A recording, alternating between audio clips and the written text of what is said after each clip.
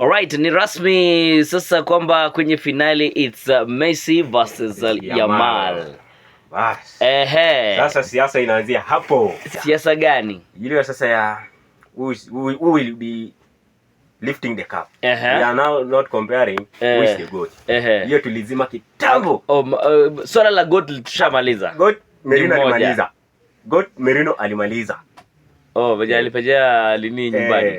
GOAT ilichinjwa ikaisha. Sasa now we are now saying who will lift the trophy. The trophy or the so cup. Between Spain and Argentina. Bado napea Argentina. Bado napea Argentina. Argentina hata wapewe hiyo kikombe. Waweke kwa cabinet so that they just go to the field to confirm. For me zile prediction nimekuwa nikipiga zimeuma zote nje. So as it stands I don't have a team.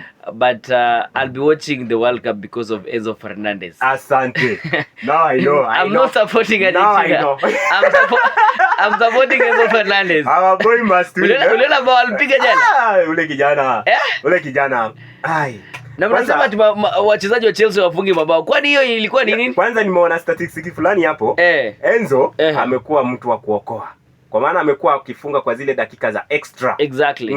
So I support Argentina but I'll be watching the World Cup final because of Enzo Fernandez.